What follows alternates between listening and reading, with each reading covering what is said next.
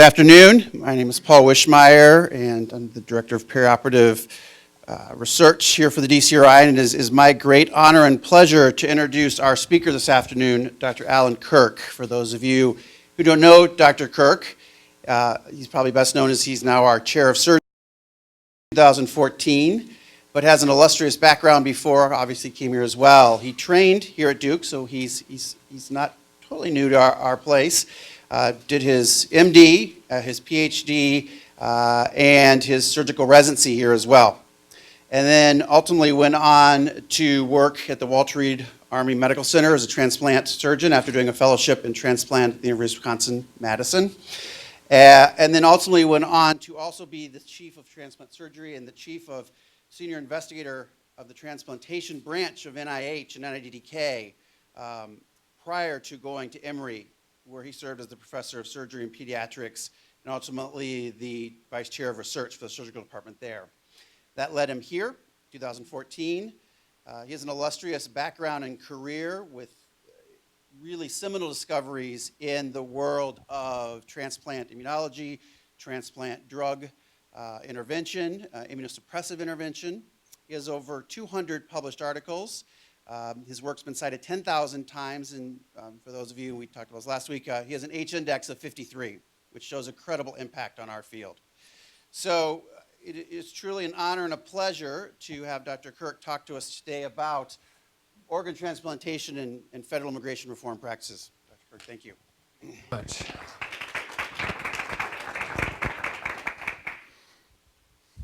So we'll start talking about transplantation at the beginning.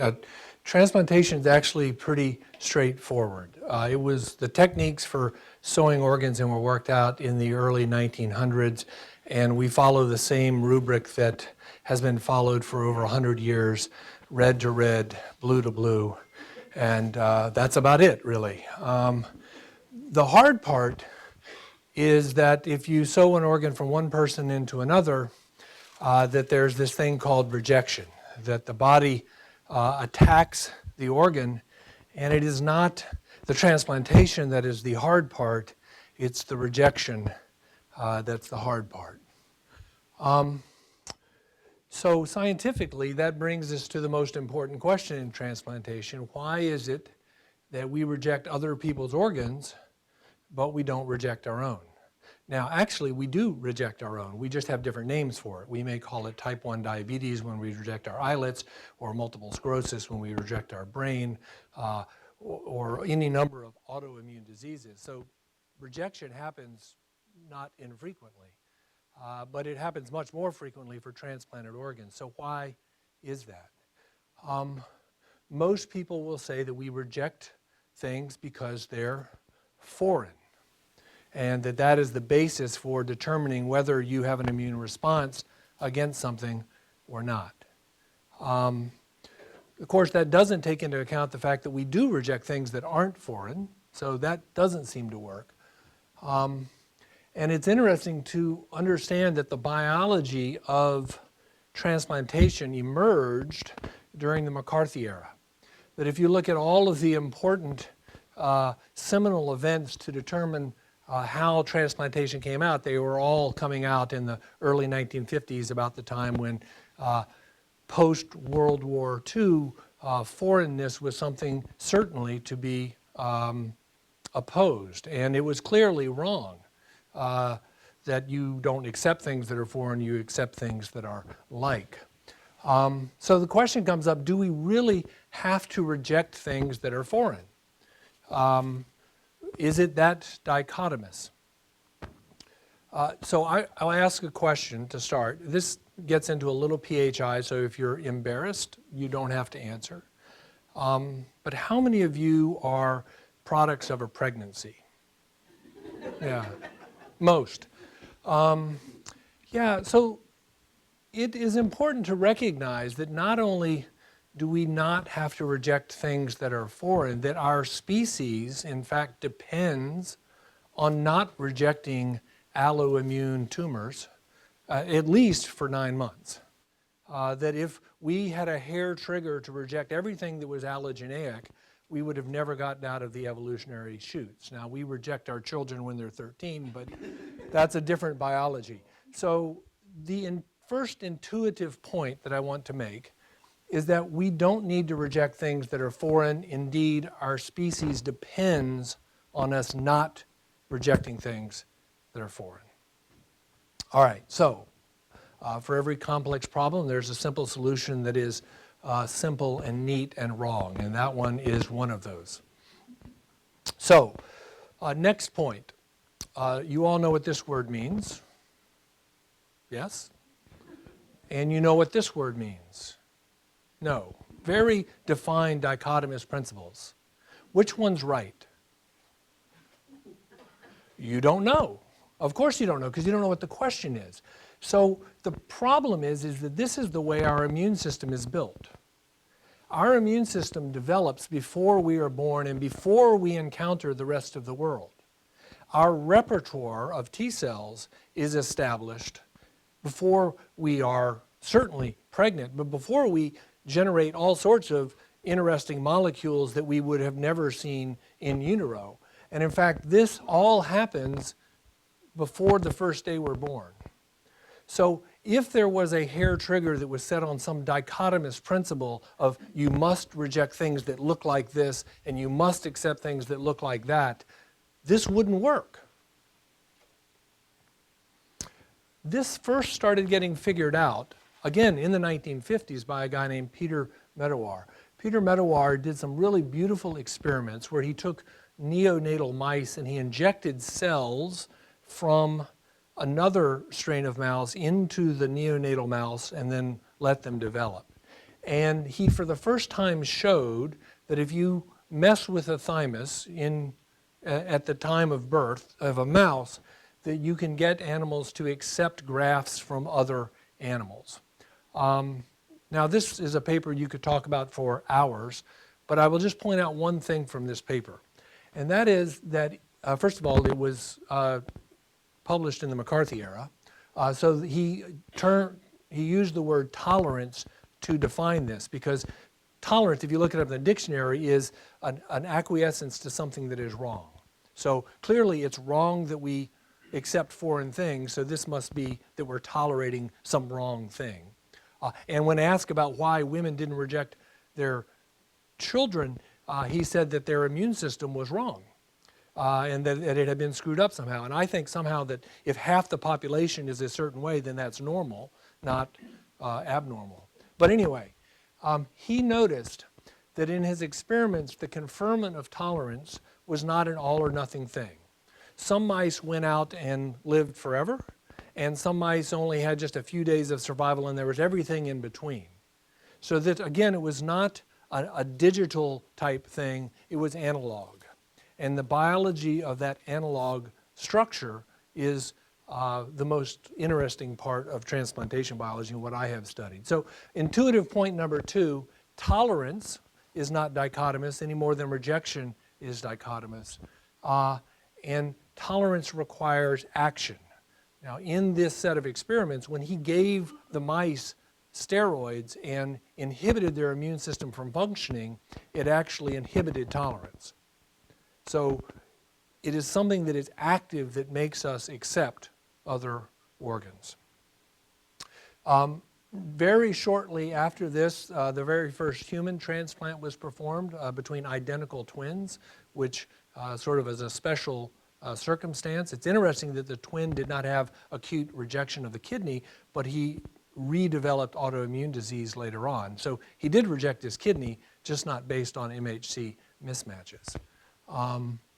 And over time, since the immune system was involved in rejection, that stomping out the immune system became the clear approach to preventing organ rejection. And this just shows all of transplant history for the next 50 years, that survival went up and rejection went down as we accumulated more and more ways of paralyzing the immune system. So yes, you can prevent rejection by shutting off the immune system in a wholesale way. But when you do this, you also shut off tolerance. And so that any time somebody takes these medications and then stops taking them, then they reject. Indeed, the most common cause of rejection nowadays is non-adherence. It's not that the drugs don't work, it's that they either can't get them because they don't have insurance, or, oh yeah, the federal government cuts off funding for insurance after 3 years once you've had a transplant. That's the #1 cause of transplant rejection. And so this is what a patient looks at every day when they get up in the morning to have a transplant. It seems like there could be a better way. So let's figure out biologically how we can do this better.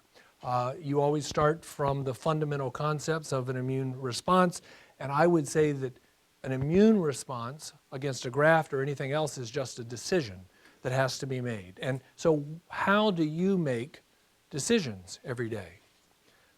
First of all, you have to have some aspect of specificity. You have to recognize what it is you're going to make a decision about.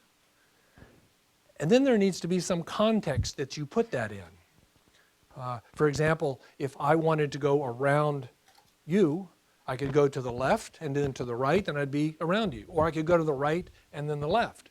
But once I went to the right, I couldn't go to the right again because that wouldn't work. Contextually, the exact same decision would lead to the wrong answer. And every decision has that contextual dependence. And then there needs to be a magnitude. You can do things that are based on the right specificity, the right context, but if it is too big or too little, it doesn't work very well. So biologically, a lymphocyte determines specificity through its antigen receptors, either B cell receptors or T cell receptors. Context is determined by a number of things in the immune synapse, including co-stimulation molecules and adhesion molecules, and magnitude is determined by things, soluble molecules like cytokines.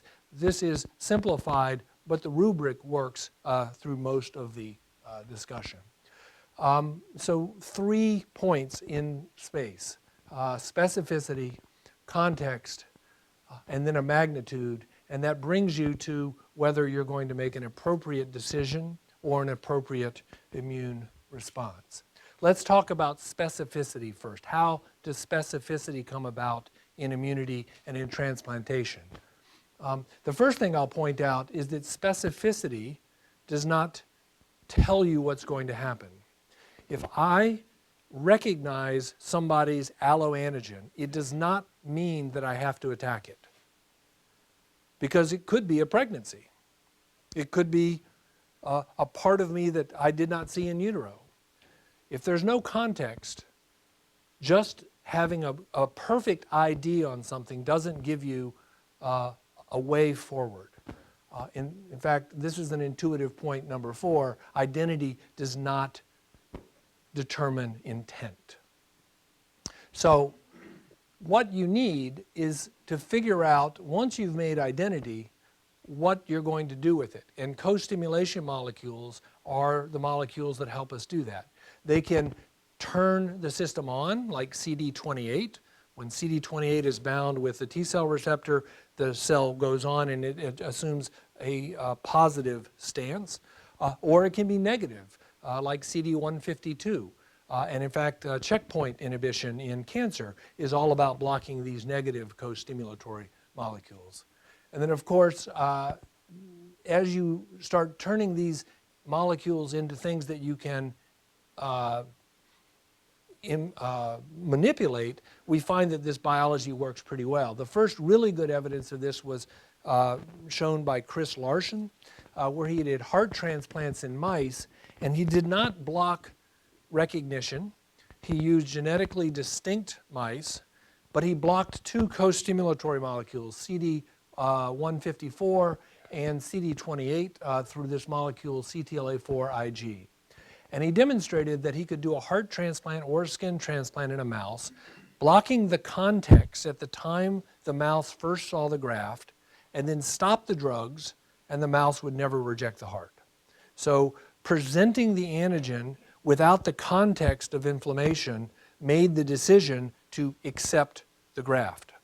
Interestingly, if you use the drugs that were typically used and are still typically used in transplantation, it prevented the tolerance, demonstrating that if you freeze the immune system, it can't function.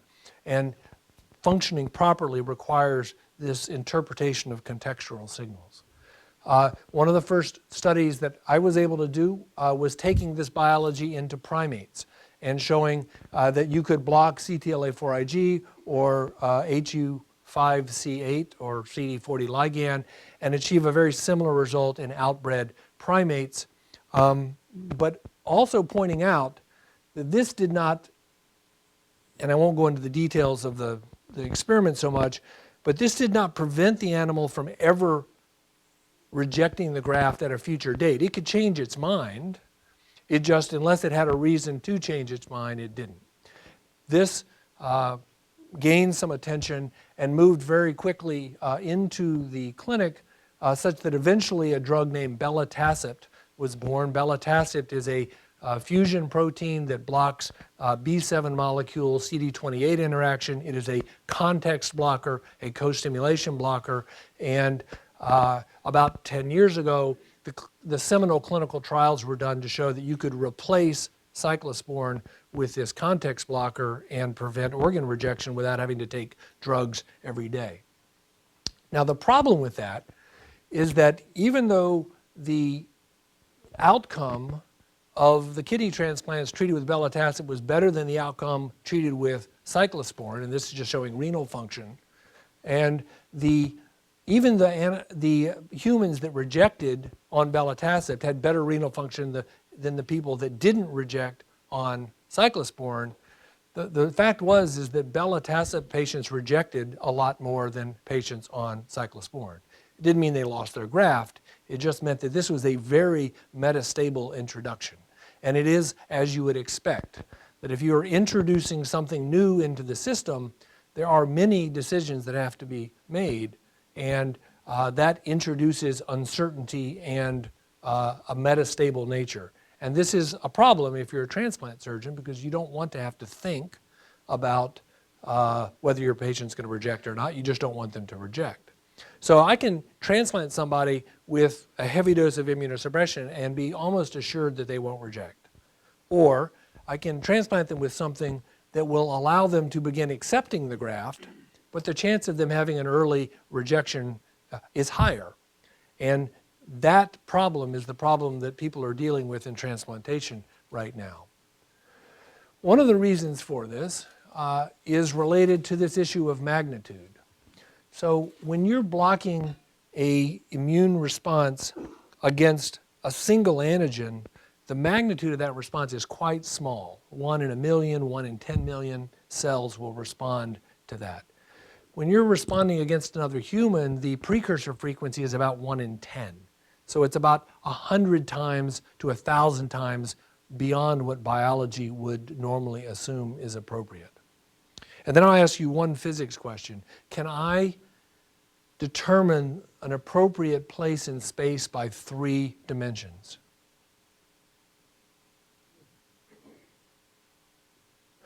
No, because the issue of time has to be taken into consideration. Now, so this shows the magnitude of the immune response against an allograft versus a viral antigen, log-fold higher. And this issue of time is something we're always dealing with in immunity too. Every time you have an immune response to anything, you can't get bigger. Your immune system has to stay the same. Your lymphocyte count stays the same. Your antibody levels stay the same. So every time you respond to something, you have to kick something else out. And so your immune system, every time you respond to anything, is changing to your response to everything. This importance of when you see an organ in time is pointed out by this experiment. So this is an experiment that Fatty Lackas did, where he took mice, he did heart transplants in them. He did this in mice that had no secondary lymphoid organs. So they had no lymph nodes, no spleen.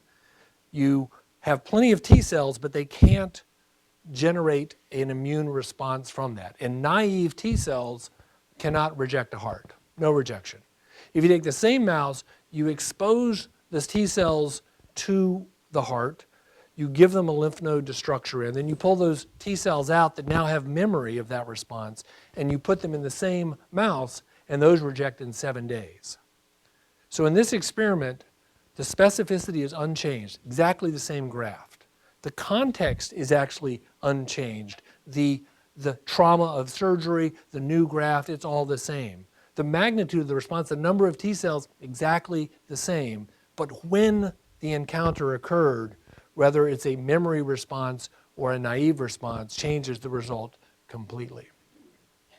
So intuitive point 5, tolerance is context dependent, and context is influenced by memory, immune memory in this circumstance. Memory comes across in a lot of different ways. This is a flow cytometry plot. If you look at it and understand it, great. If you don't, you'll just have to ask a friend.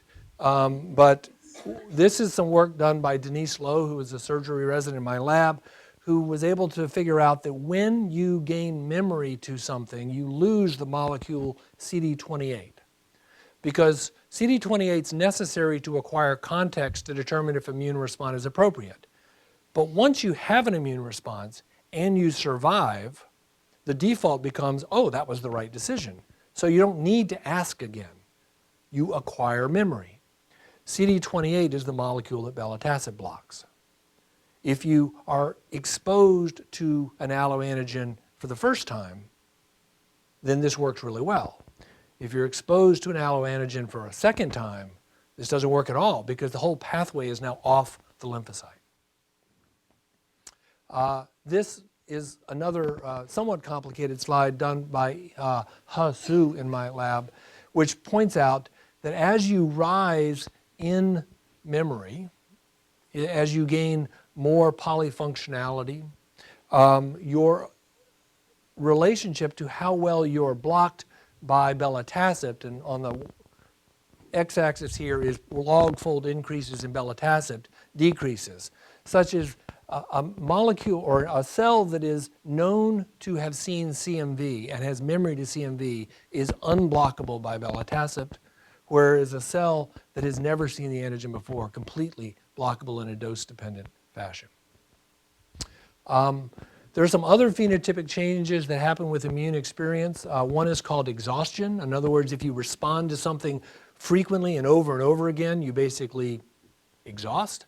And this happens when you see a molecule called PD-1 comes up on the cell, and you can tell exhausted T cells from non-exhausted ones. And there are senescence, cells that have basically beat their head against the wall long enough, eventually reach a point where they can't do much of anything. And as we follow individuals over time, we find that with time they lose CD28, their CD28 negative cells go up, and their number of naive cells decreases. So that by the time you're 90 years old, there is no way you can be considered naive to any antigen. Intuitive point 6, with experience, we become more exhausted, more senescent, and less tolerant. Again, we all intuitively understand this. This molecule, CD57, has become interesting to us.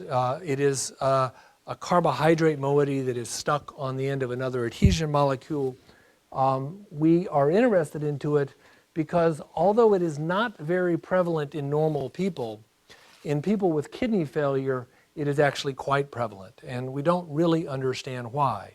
It is perhaps because of the senescence brought about by exposure to dialysis membranes, or the continuous inflammation of uremia, or some other immune upheaval. But kidney transplant patients are somehow quite different.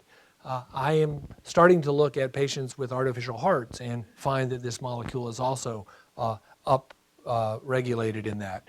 The reason that's important is because this molecule has become a marker for the immune phenotype that is Belatacept resistant. It is sort of the last molecular change that happens on a T cell when it reaches that state where co-stimulation is no longer necessary to fire. And we have been able to find that if we check this marker in patients before they get transplanted, it will segregate people into who is likely to reject and who is likely to accept on a co-stimulation based regimen. We've done some degree of genotyping of this cell type. And interestingly, the most powerful pathway upregulated in this cell type is a pathway called allograft rejection signaling, which was very convenient when we looked it up. It seems that everything these cells make are all the molecules that have historically been associated with rejection. And it is our premise now that when you have developed a extreme bias toward an alloantigen and reached this molecular configuration that you're going to reject that organ regardless of any sort of contextual coaxing. Cells that gain this molecule gain other molecules like CD2. This is an experiment that another resident in my lab did, Tim Weaver. So this is a CSFE plot that shows cells that have not divided and then each generation of division. And you can interrogate each generation of division and then measure a molecule of choice. And you can see that as the cells divide, they pick up this adhesion molecule CD2. Similarly, as they become more polyfunctional, they do the same thing. This brings up the thought, well, can we just go in, find the cells that are expressing CD57 or have memory, and just eliminate the memory, and then do the transplantation? In fact, you can. So this is an experiment that we did with rhesus monkeys where we went in and used a molecule called Belatacept that binds to CD52, pulls out the memory cells of the monkey, and then do the transplant. And what it shows is that animals that have not had their memory pulled out reject on therapy, and animals that have had their memory pulled out don't reject until you stop all their therapy. The problem with pulling an animal's memory out is that you've pulled their memory out. So in this circumstance, these animals became grossly overcome by cytomegalovirus. And in fact, all the things that memory is good for go away. So again, intuitive point number 7, eliminating memory usually causes more harm than it causes good. There are other ways of dealing with memory cells. One is to deal with their nutritional properties, and there's a pathway called the mTOR pathway that is right in the center of understanding how cells work when they are in nutritionally replete or nutritionally starved conditions. If you do this same experiment adding in sirolimus, which is an mTOR inhibitor with Belatacept, you actually achieve an extraordinarily good result. So this is an experiment that Mike Mulvihill, who's a resident in our lab, has done using rhesus monkeys that have received Belatacept, that have had their memory preserved, but the metabolic response to that memory is impaired by blocking the mTOR pathway. This is sort of like letting the context and the specificity be there, but inhibiting the magnitude, so that these cells memory cells cannot respond to the antigen. And in the blue line are animals that are treated with Belatacept and sirolimus. The red line is the animals that are just treated with Belatacept. Interestingly, the green line is taking the animals that have been treated with Belatacept and sirolimus and depleting all their T cells. Now you're, wait a minute. Depleting their T cells makes them reject. Why would that be? Well, because whenever you create a vacuum, it has to be filled. And so yes, when you deplete T cells, you deplete T cells. But then they want to grow back. And when they grow back, they activate through a pathway that is mTOR independent. And so again, you get this counterintuitive finding that reducing the immune system actually increases rejection. And allowing the immune system to stay intact allows you to make a more nuanced approach toward the allograft. One of these issues is that when you deplete T cells, you also deplete T regulatory cells, another point we can discuss. We're currently working now with monkeys that are drinking BRDU every day. BRDU gives an ability to look at lymphocyte turnover, and we have found that probably the best thing we can do with depletion is to provide just a little bit of depletion to allow cells to turn over, to make them have to have these decisions more quickly while the context of immunity is being blocked, and that gets them to a final decision more promptly. So you don't have to treat for quite as long. We can discuss that a little bit, but it brings us to a final intuitive point, and that is that lasting change of perspective comes from education, not from erasure of memory. So, can we put all this stuff together into a trial that will work for people? Taking everything that we've talked about into consideration, how should we approach a transplanted organ? I would argue first that we not block specificity. You cannot teach something that you're not exposed to. You cannot make a decision unless you see what it is you're going to make a decision about. Second, I would certainly attack co-stimulation and magnitude. In particular, blocking the co-stimulatory signals CD28 and reducing the capacity for cells that escape this contextual blockade through memory to expand. And when a cell is given an antigen signal and can't expand, it senesces and dies. And so the theory would be, if we came up with a therapy that did this, people would become less likely to reject grafts over time, and instead of needing more immunosuppression over time, they would need less immunosuppression over time. All right, so this is the trial that we started through an FDA-sponsored R01, and it's actually pretty simple. You deplete T cells a little bit just to get T cell cycling going. You treat with Belatacept, and you treat with sirolimus. And instead of trying to dampen the ability of the organ to be seen, we actually put extra antigen into the system, and this with bone marrow. So we are forcing the system forward quickly in a context of non-inflammation and a lack of an ability for memory to respond. So this is the first 20 patients we did in this. This is their creatinine level. And the first 20 patients went through this trial, treated in this fashion with no rejection episodes and excellent renal function. The important thing, though, is that can they really reduce their immunosuppression? And this is the algorithm that the trial was built around.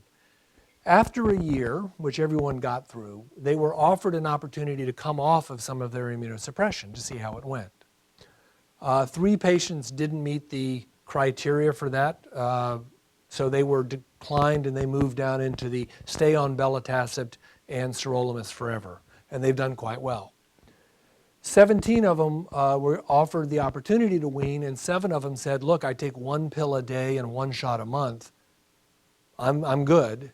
And they decided not to proceed with the trial. And they moved over into the other group and have done very well. But 10 people said, okay, we're game. We'll come off of our sirolimus. And 5 of those patients came off sirolimus and did fine. And so those patients proceeded on once a month Belatacept, and now we're 8 years into that trial and have patients now that take 1 shot, some of them once every other month, and that's all they take. 5 of those patients initially failed. They had biochemical changes in their lymphocytes that met stopping rules. They didn't have a clinical rejection, but they had to go back in that bucket. 2 of those people decided to retry and made it, and the other 3 said, no, we're good, and stayed with that.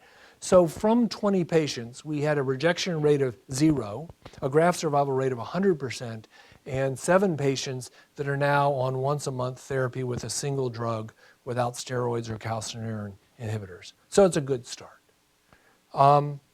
As we watch their immune systems change, things happen that are as we would have anticipated. So as we look at naive cells, cells that have CD28, that are sensitive to Belatacept, those cells are increasing with time. They're going back through the thymus. The thymus, even in adults, is sufficiently active to push out a few naive cells.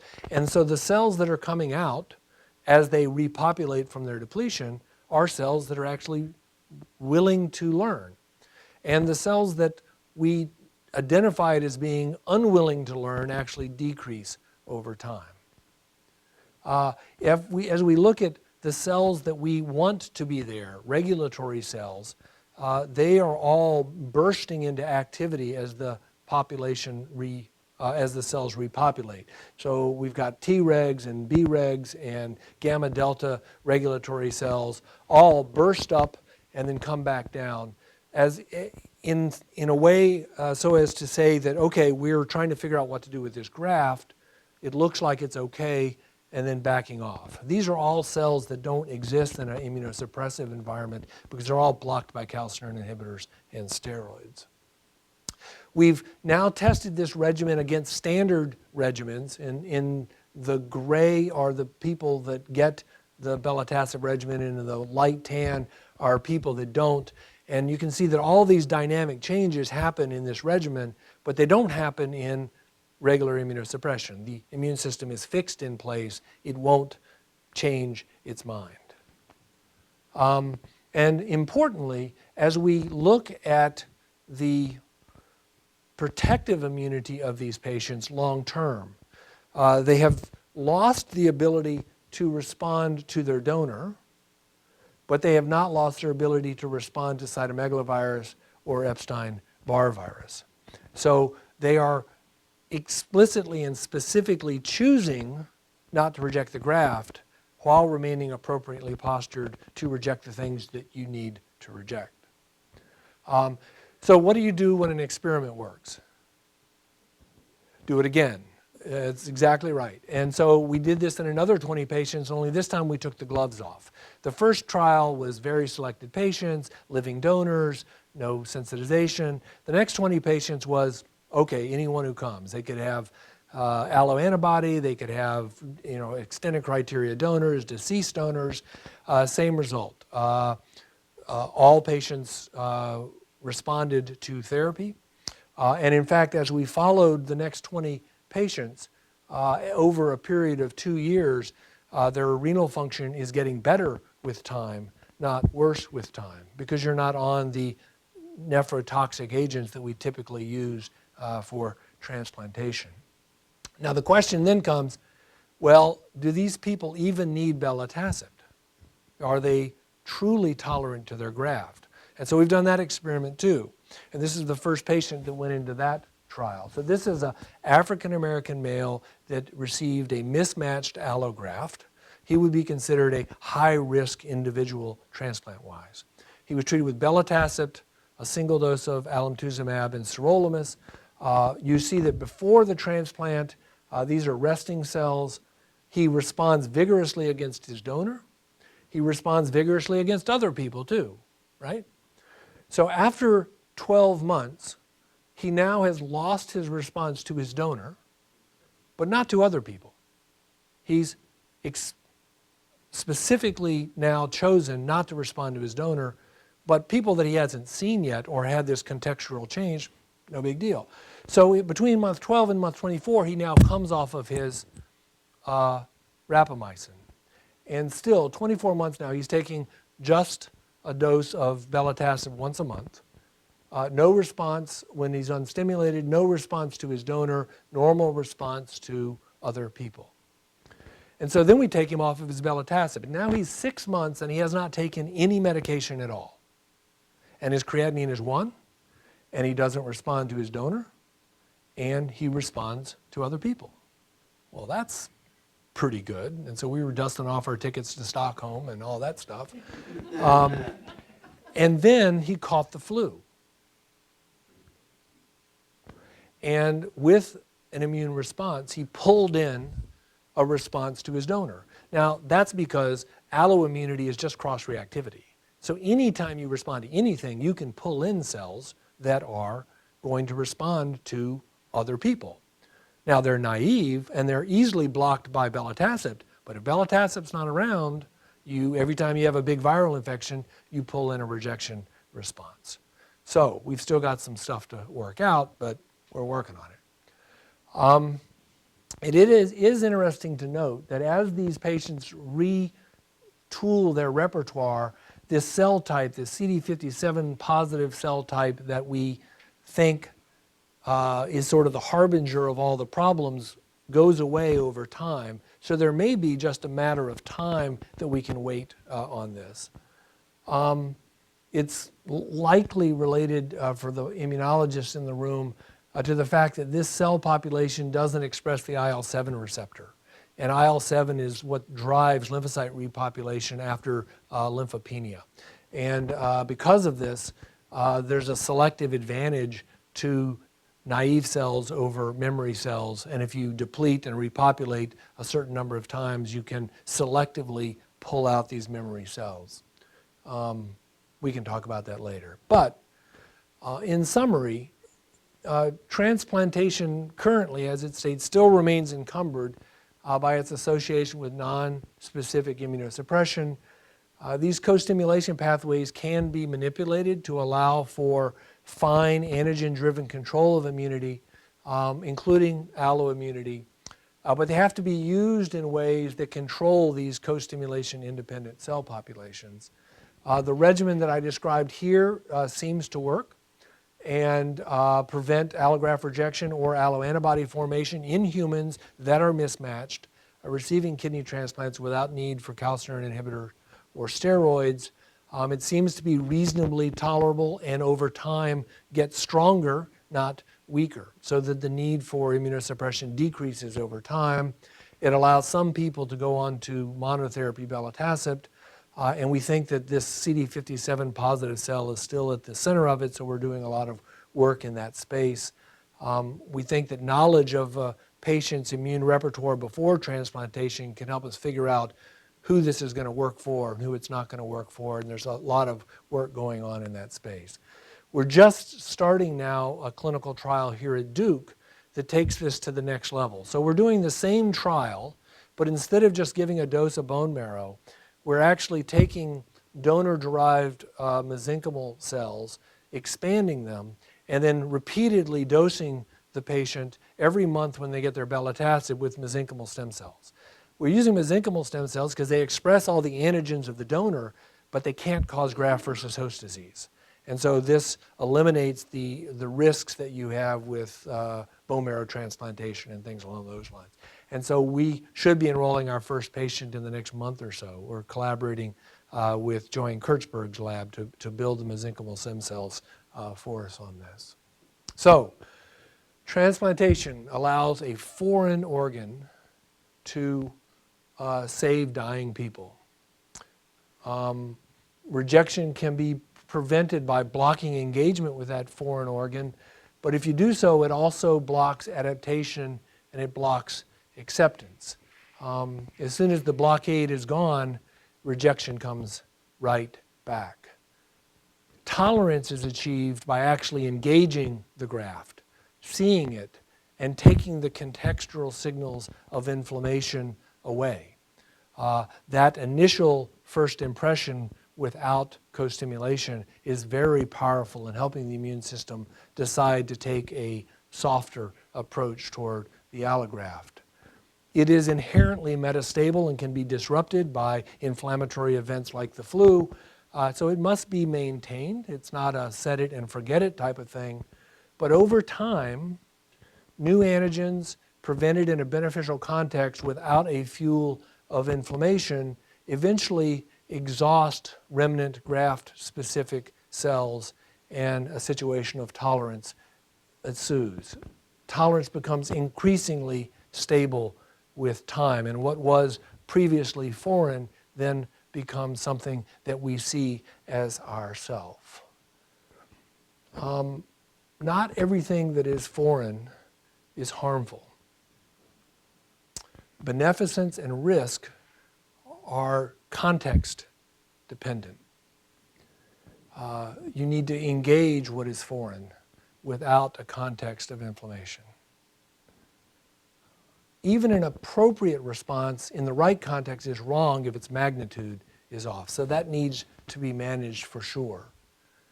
Tolerance takes action, it's metastable, but it strengthens with time. And to every complex problem, there is a solution that is simple and neat and wrong. Thank you very much.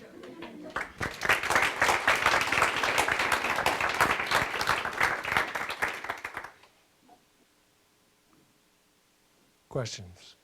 None. Good. Dr. Kirk, please, questions from the audience and the microphone, if you could use them, that would be wonderful.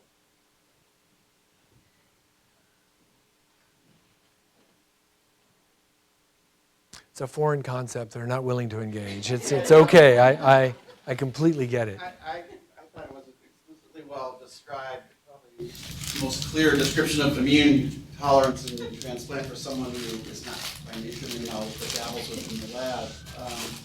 So is the future then going to be to move away from the standard transplantation drugs, and will this Belatacept and sirolimus and some of these other techniques that you've been working trials on become more ingrained in standard care? Because we still watch in our ICU of even the Duke people coming in with rejection that are tragically devastated by what happens when this occurs. Yeah, so we were really starting to get some headway with this.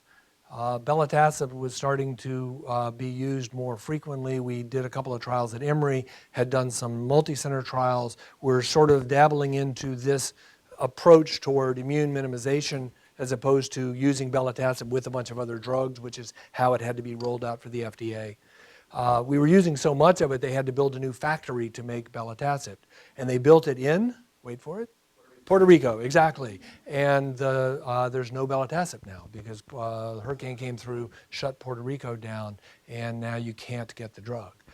So the trials have been put on hold until we can get the supply of drug back up and going. It's always something. But I think that over time, when we can make it sufficiently anticipatable that there will not be an early rejection, Belatacept will take off. As it was initially licensed, it had to be used with steroids and mycophenolate. Don't get me started on that, but that's how the FDA licensed it, which means it's a great immunosuppressant, not a great toleragen. And so this metastable issue is one that clinicians really don't want to deal with. If we were able to use it with a small dose of alemtuzumab, that would be great. The problem with alemtuzumab is that when you use a small single dose of a drug, it is not monetizable. And so alemtuzumab is now being marketed as a maintenance therapy for multiple sclerosis, where you can make $80,000 a year on it. If you give a third of a dose one time, you can't make any money on it. And so it is not being pursued for transplantation. It's being pursued for multiple sclerosis. We're fortunate in that the amount that we need is so small, the company is just letting us use it. But we are going to have to come up with a way around the economics of the drugs that are being used as well. There is a truism in biology, in medicine and biology, that if you develop a drug that treats a chronic disease, you will make lots of money. But if you develop a cure, you cannot monetize it. And if you develop a prevention, the only thing you get is liability. And that's the way the system works. As we learn to use less and less medicine for shorter and shorter periods of time, the interest of companies becomes decreased because they can't make money on it. And they got to make money. It's not like a bad thing about companies. That's what they got to do. But we have to find ways to do trials that lead to cures as opposed to trials that lead to chronic therapies.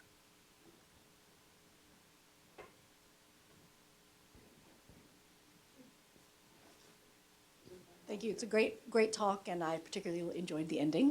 Good. But I did want to ask, it was interesting that the patient, your almost Stockholm-worthy patient, wound up with the flu. Yeah. What's the effect of co-stimulatory blockade on an immunization?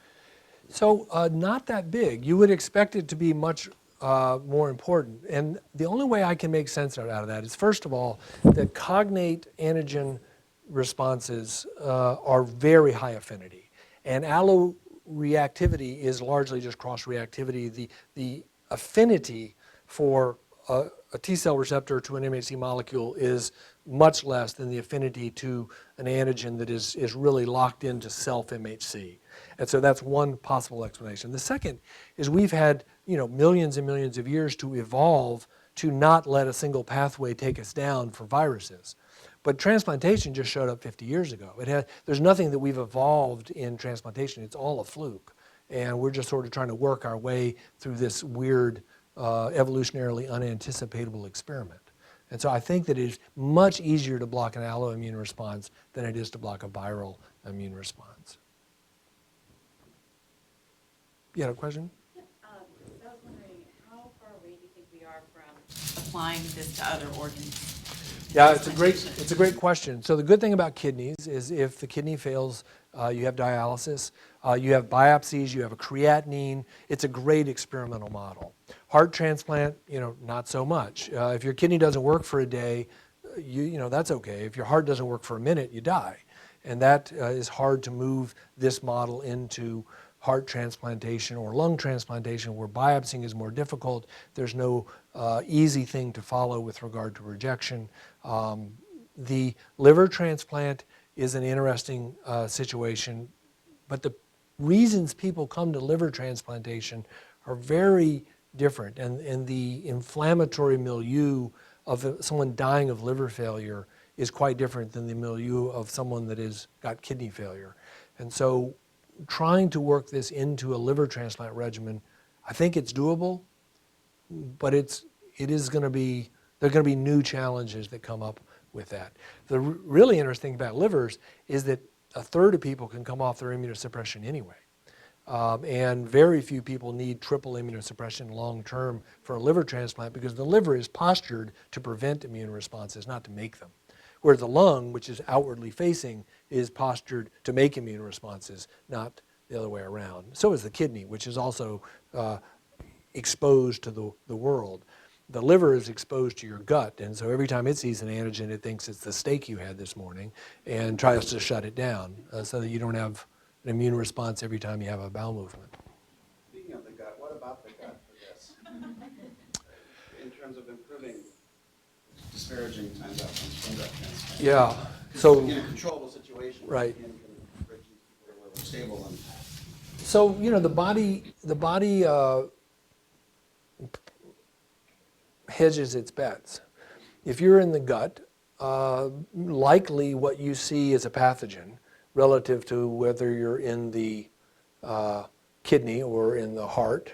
And so the resident immune system in the gut seems to have much more problems shutting its co-stimulation down than an immune system that's floating within the circulation. even all the normal food antigens have to pass it. Exactly. Well, they do, but normal food antigens are not MHC molecules, and so they are presented in a different manner. The microbiome of the gut is tolerized.